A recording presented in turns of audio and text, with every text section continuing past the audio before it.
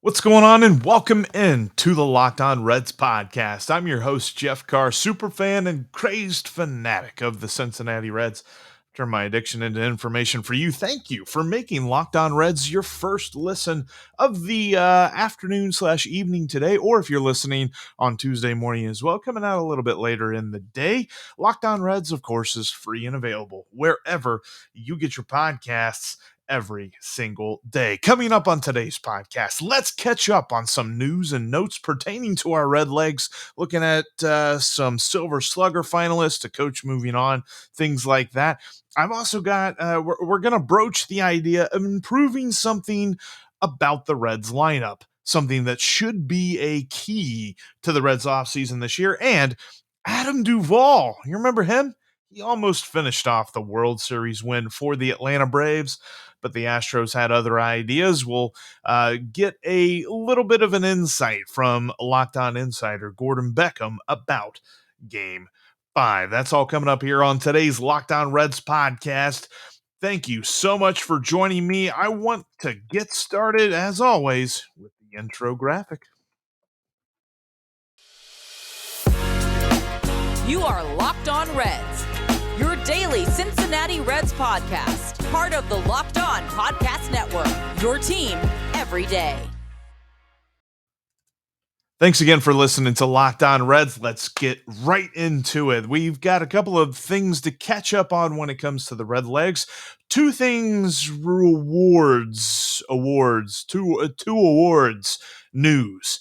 Finalists informations for the Reds. Looking at Silver Slugger, the Reds got 4 guys in on the Silver Slugger this season. Joey Votto, who oddly enough has never won a Silver Slugger. That needs to change. Jonathan India, Nick Castellanos, and Jesse Winker is also a finalist for the Silver Slugger Award in the National League. Conversely, when it comes to fielding, a little bit surprised at this. Yadier Molina gets the nod. Tucker Barnhart doesn't. Really the only guy that we kind of figured the Reds would have as a finalist for the Gold Glove, but Tucker Barnhart not named a finalist at the catcher position for the Gold Glove Award. And let's be honest, the Reds decided that defense was not a priority this past offseason, and the baseball writers decided they didn't like the Reds' defense either, so not even Tucker Barnhart gets a finalist nod for the Gold Glove. But speaking of the Silver Slugger Awards and the finalists that the Reds have, Joe Mather, former Reds assistant hitting coach, is now, and he was also the director of hitting for the Reds. He is now the hitting coach, the not assistant hitting coach, for the Arizona Diamondbacks. That's now 2 years in a row that Reds assistant hitting coaches have been poached, if you will. Not poached, but promoted. Let's go with that. Promoted to full-time hitting coach for another team, as Donnie Ecker went to the Giants this past last offseason. So Joe Mather out, he's going to Arizona, and I think that just speaks to how good the lineup has been. Teams like guys who preside over good lineups. They look at teams and they're like, all right, they're good at hitting. We need to be better at hitting. Come on over, assistant hitting coach. And so the director of hitting, whereas Derek Johnson is now the director of pitching, along with being the pitching coach for the Cincinnati Reds, director of pitching for the entire organization, the director of hitting for the Reds organization is now a vacancy, as well as assistant hitting coach. So we'll look and see how the Reds fill that there. But those were just kind of the notes over the weekend. Not really a huge shock or huge worry about Joe Mather leaving. It was awesome that he gets his promotion and moves on to the Diamondbacks. There was a great article in The Athletic from former Reds beat writer Zach Buchanan, who is the Diamondbacks beat writer for The Athletic. He talked with Joey Votto and Tucker Barnhart about Joe Mather and what he had meant to them over this last season and what he is bringing to the table for the Arizona Diamondbacks. So if you have a subscription to The Athletic, you can see what the guys thought of Joe Mather and him moving on. But it's interesting to note the hitting, because I think that there is something that the Reds can do, and something that should be a key and something on the off-season checklist that they should be focusing on. We're going to talk about that here in a minute because it's big. It's something that they struggled with quite a bit. And I don't know necessarily that it's something that needs completely there needs to be a tear down and rebuild or something like that just to make this particular part of the lineup better. I think part of it has to do with people on the current lineup improving, but they can go for a name, a big name, or maybe go for a couple of, mid-level possibilities, platoon guys, something like that. We'll talk about that here in just a moment. Dealing obviously, I've beat around the bush for now, but dealing with left-handed pitching because we know how terrible the lineup was against that this year. Before we talk about that, though, I want to tell you, you need to get DirecTV Stream and bring all of your entertainment options under one television screen. Look, we've all got profiles and passwords out the wazoo. I don't even know how many passwords I have now. It's nice to have an app that kind of keeps track of that. DirecTV Stream can help you consolidate that by bringing all of your entertainment, all your favorite TV shows, movies, live sports, and all of that under one TV screen with DirecTV Stream. Go to directtv.com right now to learn more about all the different entertainment packages that they have and the different devices that you can use with them. You do have to have a compatible device, and the contents vary by the package, but you can find out more about that at DirecTV Stream or at directtv.com and look up DirecTV Stream. Stop using multiple devices and so many different streaming accounts to get all of your content. Check out DirecTV Stream today. All right, so we talked a little bit about, and to be honest with you, and I mentioned them, they were the Silver Slugger finalists, Joey Votto, Jonathan India, Nick Castellanos, and not pictured here, Jesse Winker. I definitely think that Castellanos should be a Silver Slugger award winner, not just a finalist. I wonder a little bit, I think India's got a shot, but I wonder at the competition there, and then Joey, I don't know if he beats out Freddie Freeman there. That's a bit of a tough one, but he at least gets the nod.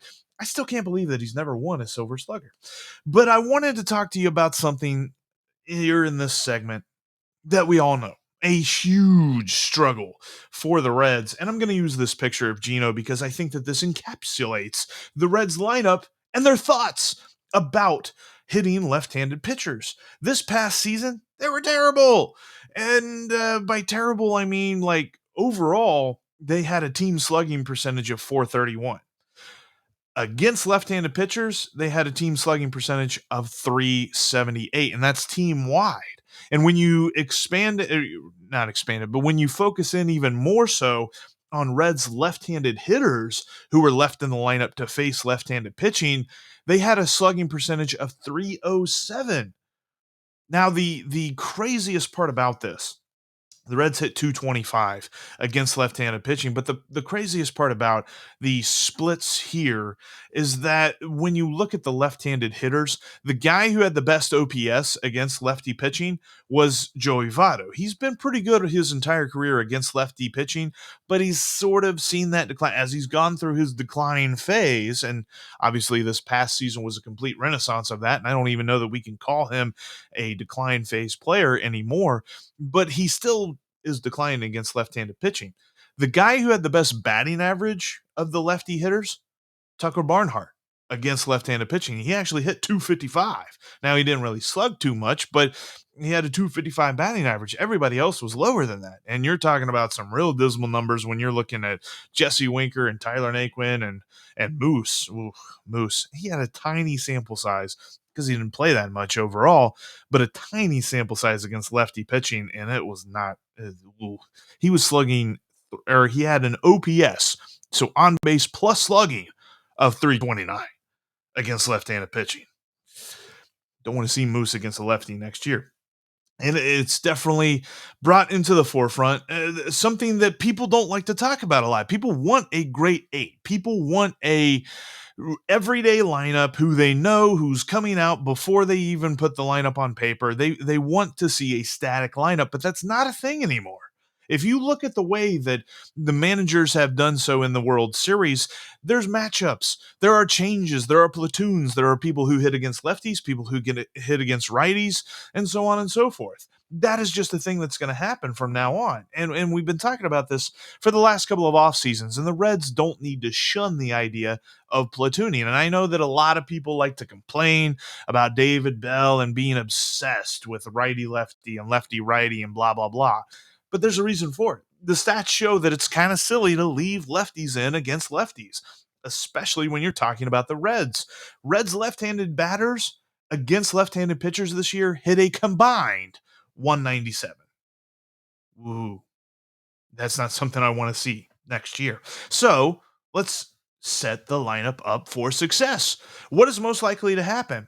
Lefties get better against left-handed pitching, something that hasn't happened very often at all through the history of baseball, or you find some right-handed hitters who can dominate those left-handed pitchers. Now, two guys on the lineup I'm looking at already will I believe improve. Number one is the guy in this picture. He's going to improve against lefty pitching. That was something that this year he wasn't good against, even though he has been in his career. This year, his stats against left-handed pitching was even worse against his stats against right-handed pitching, and that's backwards considering he's a right-handed hitter. So I think Gino Eugenio Suarez is going to get better against left-handed pitching next year. I think that is almost a law of averages, is going to improve next season. Tyler Stevenson as well. I think he gets better. He's pretty decent against left-handed pitching this year, considering most of the Reds weren't even decent against left-handed pitching.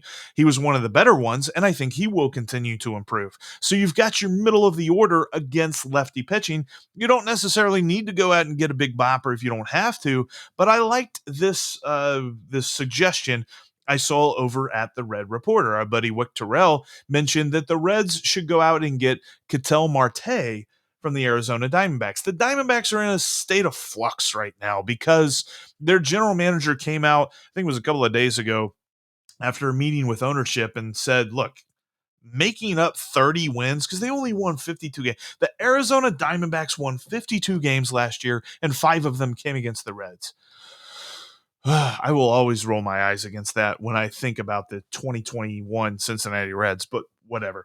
They won 52 games last year, and their general manager was trying to tell fans, look, to expect a 30-win improvement is a little bit backwards and probably not something that's going to happen. So they may be open to trading a guy like Ketel Marte. Now, it's going to take a haul. It's not as if they're going to sell him on the cheap or anything like that. Probably talking about this could be a scenario where the Reds might be able to use Nick Senzel as a trade chip, maybe also have to give up a pretty big prospect too. Think about this though for a second. If you have the idea of getting a Ketel Marte, who was very good against right-handed or left-handed pitching last season, what is too much? Probably Hunter Green, probably Nick Lodolo. Don't really think I want to trade Jose Barrero for him and things like that. Would Graham Ashcraft be a possibility? I know that he was a meteoric rise through the minors last year, but I don't know. I mean, the idea is the Reds are close to being a competitive baseball team who can make the playoffs. And if ownership buys in, if ownership just a little bit, spends a little bit of money, and maybe does a little bit of creative things here and there besides just going and claiming guys off waivers and picking up everybody else's throwaways, then they can make it to the playoffs. Ketel Marte could be that guy. And he has multiple years of team control. He's not just a free agent at the end of next season. So, what's more likely to happen? Graham Ashcraft in a couple of years is absolutely on fire and makes the Reds an amazing team that makes the playoffs, or by including him in a trade, you can get a guy like Ketel Marte, dominate left-handed pitching, and make the playoffs now. I think that's worth a thought. Anyway, that's something that should be considered by this Reds team in the offseason, should be a key checkpoint on the checklist of the Reds offseason. Hopefully they agree, because the Reds against left-handed pitching last year were terrible. It got to the point, and I said this on multiple occasions, it got to the point that if you were an opposing team, you might as well just find somebody who can throw a baseball with their left hand and put them on the mound, because the Reds just couldn't hit them. Didn't matter how fast it was coming, didn't matter how much it broke. It was just a lot of terrible at bats against left handed pitching. And I think that they've got the middle of their order situated. And I think Jonathan India will be good against left-handed pitching next year. So you just need a dude. And Ketel Marte is an interesting suggestion. Although I did see something that said that he really wants to play second base more than center field. I don't know if that would be something that he would force if he were traded to the Reds. And if that was something that he would force, then you shouldn't go trade for him because the Reds have their second baseman. But that's putting the cart so far in front of the horse can't even see it. The point is, the Reds need to get better against left-handed pitching, and there are options out there. They just have to think about it and have a plan and be creative, which makes you wonder if they can do that. All right, coming up, I want to talk about the World Series, talk about Adam Duvall for a minute. And it looks as if I'm having issues with the video clip, so we won't have Locked On Insider Gordon Beckham on today's show. But we'll talk about the World Series here in just a moment. Before we talk about that, though, I want to tell you about the awesomeness of Built Bar. Built Bar is the best tasting protein bar on the market, bar none, period, plain and simple. Check out their brand new flavors today at built.com. They have all kinds of great stuff. We're talking about my favorite flavor, Cherry Barcia. There's also cookie dough chunk. There's cookies and cream. Great fall flavors as well. Check the website periodically to see what kind of flavors come in and out. You can get all kinds of great stuff at built.com. We're talking about healthy snacks as well. They're made with 100% real chocolate, but the statistics show that, like, talking about like 130 to 180 calories, up to 18 grams of protein, and pretty high in fiber as well. Look them up today at built.com and use the promo code LOCK15 to save 15% off your next order. That's built.com in the promo code LOCKED15. All right, we'll close out today's show by talking about the World Series a little bit because last night was interesting. The Braves had a shot to clinch the series, and they started things off really with a bang, with a slam.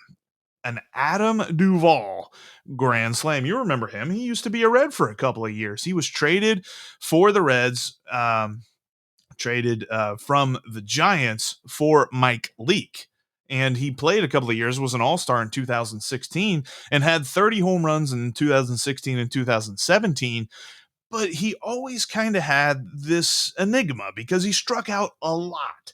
And that sort of dampened his value at the plate. You always looked at the power numbers and you loved them, but it was as if he was missing something. He had one puzzle piece that just didn't make him the entire picture for the Reds. And in 2018, Dick Williams decided that he liked Jesse Winker and Scott Schebler more, and so they traded him for Lucas Sims and for Matt Whistler and for Preston Tucker, but Preston Tucker was literally here for like 20 minutes, and then the Reds sent him back to the Braves for cash. So it was really just Lucas Sims and Matt Whistler, and then they traded Matt Whistler before the 2019 season for a minor league pitcher named Diomar Lopez. Diomar Lopez was in Chattanooga and Louisville this past season, and he's only 24 years old, so we may be seeing him in a year or two. Don't know exactly what the level of production we can expect from him, although in Chattanooga and in Louisville this past season, his ERA was under 3 as a relief pitcher. So maybe he could be a relief pitcher in the future for the Reds. But all in all, that trade was for Lucas Sims because Dick Williams was betting on Jesse Winker and Scott Schebler, and he was betting on Lucas Sims. That is why Adam Duvall did not remain a Red past the 2018 season. Ever since then, he's kind of bounced around a little bit. Not really held on with any one team. He's been with the Braves for a total of about 4 seasons, but it's been off and on. He was actually on the almost said the Dolphins. He was on the Marlins at the beginning of this season, but was traded to the Braves in their flurry of moves during the trade deadline week. So he's never been a dude who's always been a sure thing, but that grand slam last night kind of awoken some thoughts in Reds' heads like, hey, wasn't he a Red? Why isn't he still a Red? Sometimes things like that happen. But hey, that was a great hit for him. The thing was, the Braves, for the second game in a row in the World Series, had a bullpen day. It's an interesting thought because a lot of the times during the year, we think of bullpen days as just simply a kind of wild card that teams can play. Like we always talked about bullpen days for the Reds as a way to give their starters an extra day of rest, or in the case of offsetting a doubleheader, making sure that they don't pitch their guys on less than normal rest. In the World Series, the Braves almost used that as a weapon, used it as something that they could help to give them advantage. But it didn't really because they gave up 9 runs yesterday. Now we can debate about the Jose Altuve steal of second. Was he out? Was he not? Replay showed that he was out. I don't know why they did a replay review and still decided that the dude was safe because that was ridiculous. He was out. Whatever. Replay's broken when it comes to baseball. Talked about that ad nauseum before, but I was thinking of Adam Duvall after that, and I did have a clip. Gordon Beckham kind of breaks it down. The Astros bats just kind of came alive, and they kept them alive to go back to Houston for Game 6. Game 6 is going to be Tuesday night as Dusty looks for his first career World Series win as a manager. But to be honest with you, I mean, to see Adam Duvall win it, that'd be kind of cool too. See him get a ring. Although it is nice to see Jose Siri in center field for the Astros, dude who never really got the chance with the Reds. He had too many troubles striking out in the minor leagues, so they didn't really want to commit to him in the major leagues, and they kind of sent him on his way, and the Astros picked him up, and here he is playing in the World Series. We'll talk more about that on tomorrow's podcast. And speaking of tomorrow's podcast, I want to talk about some non-tender candidates, guys who could be candidates to not go to arbitration, not even get a contract tendered their way. Some guys that the Reds could move on from and maybe save a couple of bucks, hopefully to repurpose that for something else. But yeah, whatever. That's on tomorrow's podcast. Thank you so much again for making Locked On Reds your first listen of the day. Now go check out Locked On MLB as Sully has you covered for all things World Series. But that'll do it for us today. Thank you so much. And by the way, real quick, before we go, a quick shout out. Got a message from a fan in Germany. And that's kind of why I'm wearing my Bayern Munich shirt today. But curious if there's any other fans over in Germany or Europe. I know we've got some fans in England as well. Reds fans. I mean, if you're fans of the podcast, that's cool. But Reds fans in Europe always intrigue me because baseball is such a localized sport when it comes to team fandom that to hear of Reds fans in Europe, that just gets me excited. So if you're over in Germany or France or England or wherever, hit me up on Twitter at Jeff Carr with 3 Fs, or you can hit the show up at Locked On Reds. That'll do it for us today. I'll talk to each and every one of you tomorrow.